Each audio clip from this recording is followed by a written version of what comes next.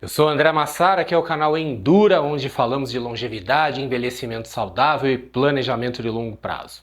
E eu sou o cara que fala de planejamento financeiro, de investimentos, enfim, aquelas coisas que não são muito legais, mas que vão deixar a sua vida mais legal se você fizer essas coisas direitinho. Aproveite para se inscrever no canal e nesse vídeo eu vou falar sobre 4 erros que atrasam a sua aposentadoria. E quero fazer uma observação importante. Aqui no canal Endura nós não encaramos a aposentadoria como sinônimo de seguridade social. Para nós, a aposentadoria não é aquilo que o governo te dá quando você para de trabalhar. A aposentadoria é um projeto pessoal e é o que você constrói para te dar sustentação naquilo que pode ser, se você se preparar adequadamente, a melhor fase da sua vida. O financiamento da aposentadoria pode ter várias fontes. Você pode continuar trabalhando e ter uma renda profissional, você pode ter a aposentadoria pública do INSS, você pode ter uma previdência privada complementar, que pode ser aberta, fechada ou mesmo as duas, e você pode ter uma carteira de investimentos e ativos que você mesmo faz a gestão. O ideal é que você tenha uma combinação dessas fontes. Da mesma forma que a gente diversifica os investimentos,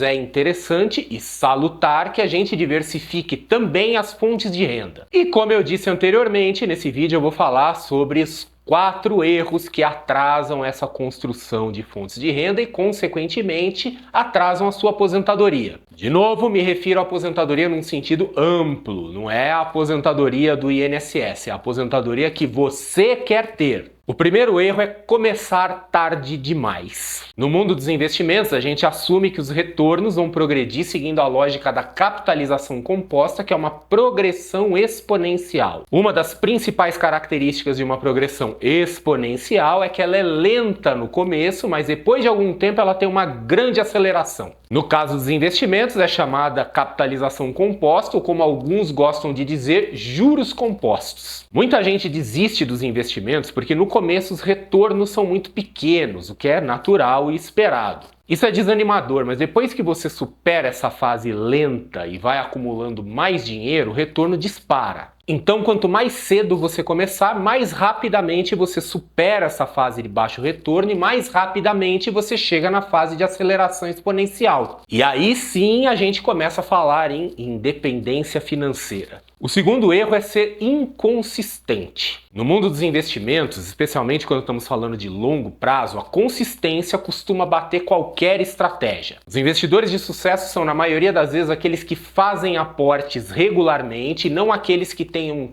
timing perfeito. Até porque timing perfeito é uma ilusão. Por que a falta de consistência é um problema? Na verdade, deixar de fazer aportes em um mês ou outro não seria nenhum problema. Não é isso que vai fazer desandar seus investimentos. O problema é que a gente sabe, quando a gente começa a pular os aportes com aquela história de esse mês tem um gasto extra, no outro mês tem não sei o quê, isso se banaliza e a gente começa a fazer isso direto. É igual fazer dieta, a gente sempre arruma uma desculpa para pular aquele dia. Então é melhor nem começar, senão aquilo que era exceção acaba virando regra. O terceiro erro é uma variação da inconsistência, que é tratar o dinheiro da aposentadoria como reserva de liquidez. Às vezes é tentador a gente usar aquele dinheiro que está sendo guardado para a aposentadoria para fazer algo que a gente queira, ao invés de esperar ter os recursos para aquilo, né?